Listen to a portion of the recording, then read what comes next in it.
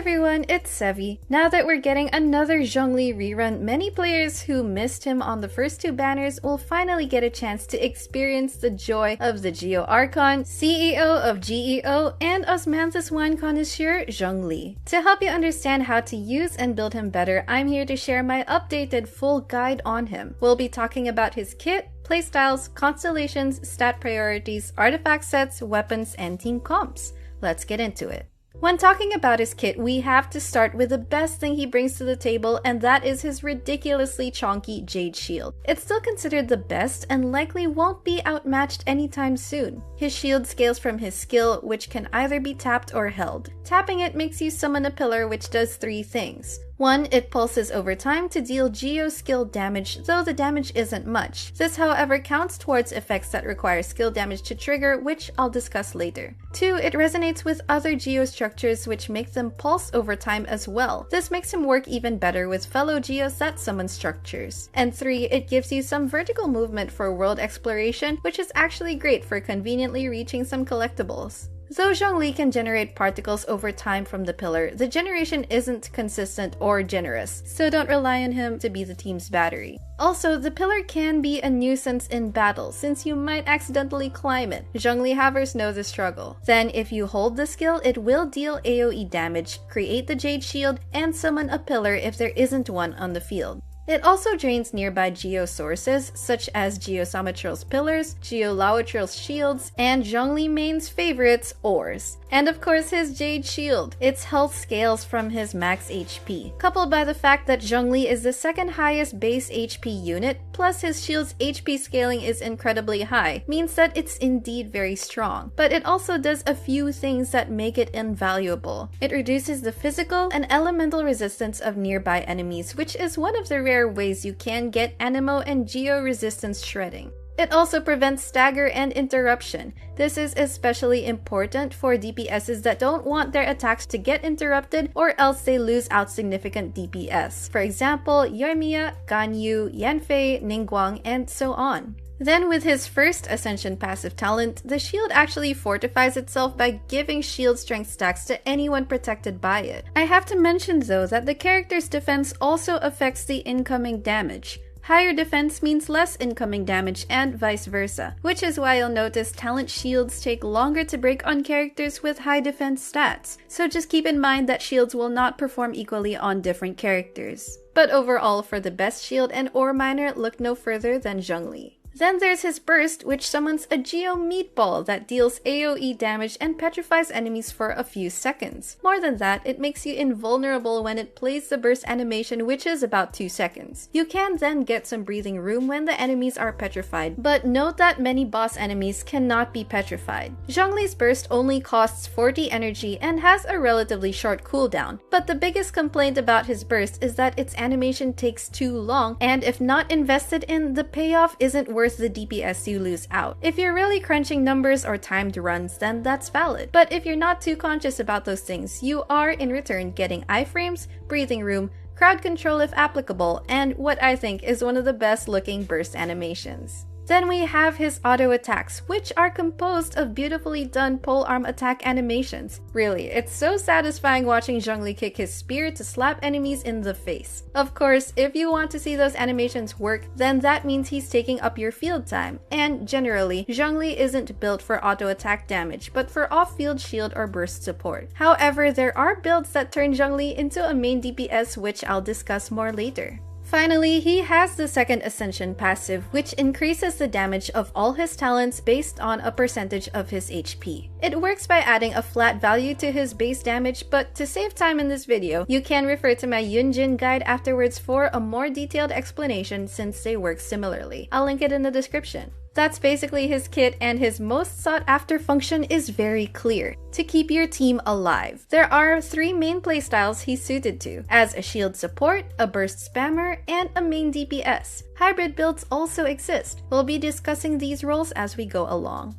As for what talents to prioritize, it will slightly vary depending on how you plan to use him. First of all, I recommend you always get his skill level up as high as possible, regardless if he's a support or DPS, as that is his most valuable benefit. If you're using him purely as a shield bot, then that's really all you need to focus on, and maybe get his burst to at least level 6. Now, if you're running him as a main DPS Zhongli, then level up his auto attack levels alongside the skill. If you're using him for his burst, then no need to invest in his auto attacks and just level up both his skill and burst. At C0, Zhongli already does his job and can fulfill different roles pretty well. I think that getting his constellations are generally quality of life upgrades. C1 allows 2 pillars to exist at a time. The biggest benefit I see is it helps in proccing skill-based effects. For example, the 4-piece tenacity or 4-piece pale flame effects, which require your skill to hit enemies, can be more consistent, especially against enemies that move around too much. You can also sort of trap enemies in between 2 pillars on rare occasions. Generally not a must-have constellation, but if you run him with specific artifact sets, it's a nice quality of life upgrade. C2 allows you to gain or refresh your shield right after using his burst. It makes your burst have a 2-in-1 function, which can be a time saver and results in you being able to only use the press skill to summon a pillar, making the cooldown faster and repositioning easier. But its biggest benefit is that it makes Zhongli more valuable in co-op, since now all your teammates can get shielded. C3 gives your skill more levels, nice for a full shield bot build Zhongli. C4 increases the area of effect and petrification time of his burst, slightly improving crowd control. Again, just more of a quality of life upgrade. C5 adds more damage to his burst. And finally, C6 makes Zhongli a part-time healer as well. At least your team really won't need a healer anymore with C6 Zhongli. However, this can introduce some anti-synergy with Hu Tao if you run him with her, as it means Hu Tao has a chance to get healed over 50% HP. It could also interfere if you want to max Zhongli's damage on Staff of Homa. It doesn't make them completely incompatible, just that there's going to be a slight tug of war with your HP. But for all other purposes, C6 Zhongli is the ultimate comfort character. When it comes to his artifact stats, it depends on how you'll want to use him. So let's go through each of his playstyles and what stats you want to prioritize. First is his shield bot role, and in this case, it's clear that you want to stack as much HP on him as you can, meaning that his circlet, goblet, and sands can just be HP %, while trying to get as much HP substats on him as possible, maybe with a bit of ER.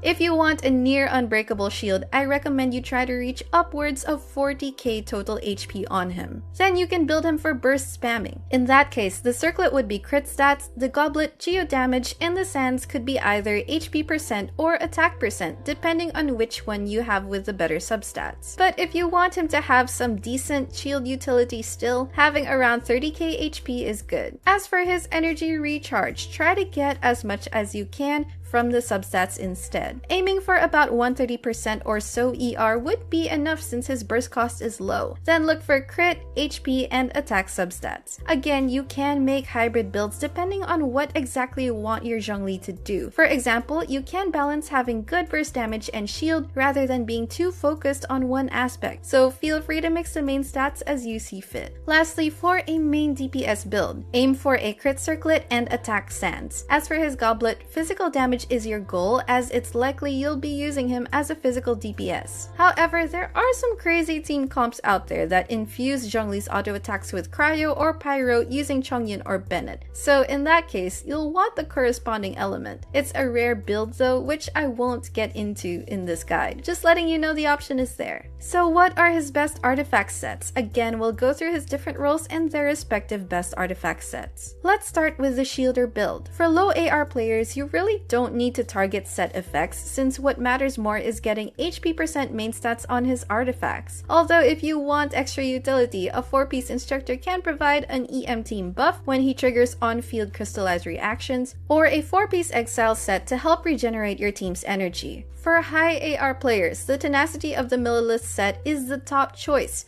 whether the 2-piece or 4-piece effect to improve his shield and add some damage buffing utility to his skill. However, you'll need to be a bit aware of how you place the pillar, since you want to position it where it can hit enemies consistently. His pillar can also be destroyed by bosses. Like I said before, getting C1 makes this more manageable. If you only want Tenacity's 2-piece set bonus, then that can be paired up with a 2-piece emblem, Archaic Petra, or Noblesse. It's also important to note that the 2-piece Retracing Bolide doesn't work with his shield support function, since it only adds shield strength to the character it's equipped on, not your entire team or whoever is shielded. Now for a burst spam Zhongli. For low AR players, it's the same recommendations as before, including 2-piece Scholar for the energy recharge. Then you can go with higher level artifacts that boost his burst damage. The easiest and quite effective combo would be the 2-piece Archaic Petra and 2-piece Noblesse set. The 4-piece Noblesse set for its attack buff is also an option if you can manage to farm it, or if no one else on the team is holding a full set and it makes Zhongli a better team support.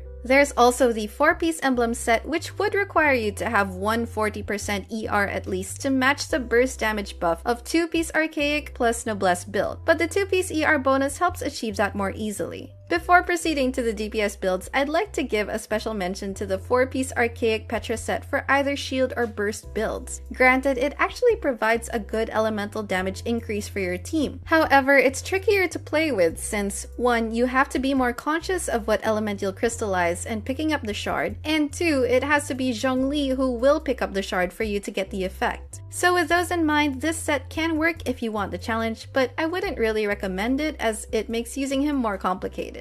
Finally, for his physical main DPS artifact sets. For low AR artifacts, any offensive set will do. There's the Resolution of Sojourner, Braveheart, Berserker, or Martial Artist. Berserker and Martial Artist 4-piece sets are your top choices. For high AR artifacts, the best in slot is the Pale Flame set, and triggering its 4-piece effect is easy enough with Zhongli's Pillar Pulses. If you're committed to a physical DPS Zhongli, this is the set to get. Alternatively, you can settle for combinations of 2-piece Pale Flame, 2-piece Bloodstain, or 2-piece Glad Shimenawa, or put on 4-piece Glad or 4-piece Bolide if you manage to get a good set.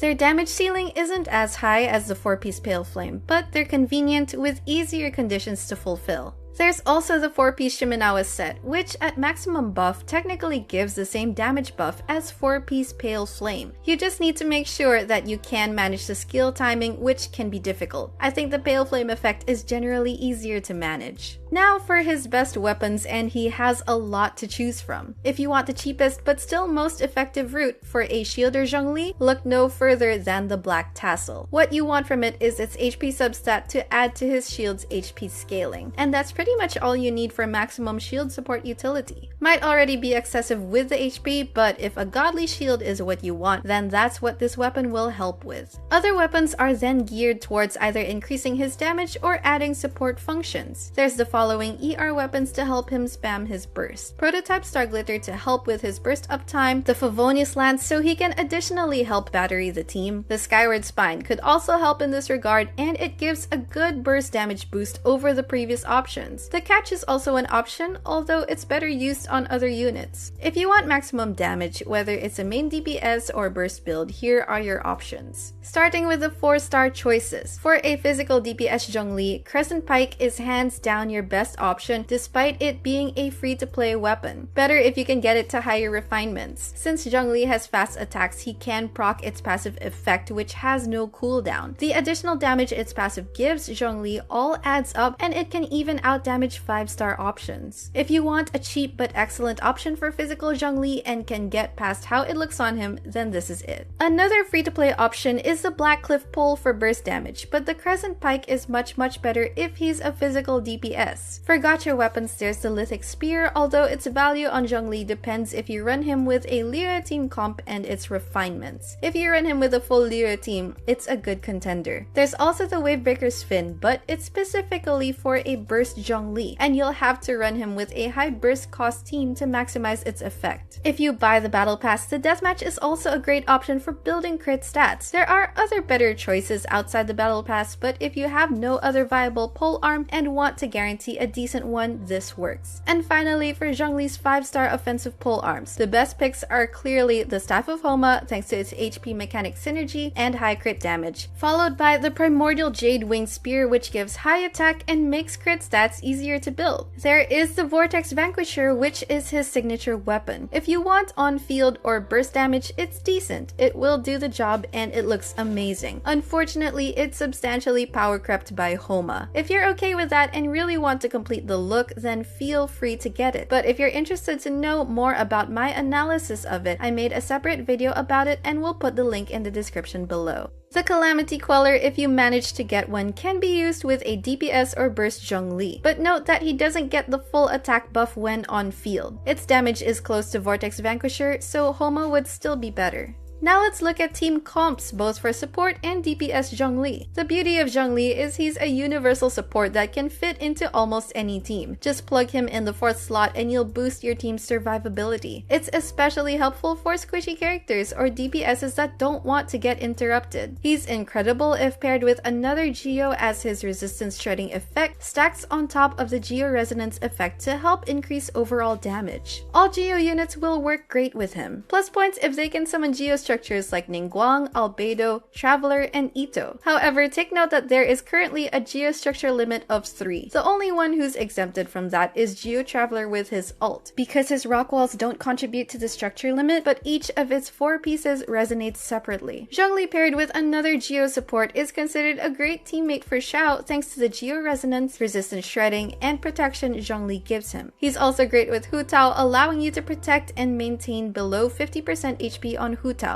Overall, Zhongli's a good comfort support character on any team, and even better if paired with another Geo unit. As for physical Zhongli, you'll need Electro and Cryo characters on the team to trigger Superconduct. The best candidates are Fischl or Beidou for the Electro, and Rosaria, Kaya, or even Ganyu for Cryo. And with a Crescent Pike Zhongli, Fischl especially helps with this since she constantly generates energy particles that can proc the Crescent Pike's effect. Then the 4th slot can be another Sub DPS or Geo teammate. If you manage to get a Yunjin, adding her into a Superconduct team will allow Zhongli to reach amazing damage numbers on his normal attacks. But everyone, that's going to be it for my updated Zhongli guide. If you're pulling for him, let me know in the comments how you plan to build him. But if you've been playing him already, I'd also love to know your experience with him down in the comments as well. If you enjoyed this video, don't forget to leave a like, consider subscribing to my channel if you haven't already for more Genshin Impact guides and content, and I will see you soon. Take care!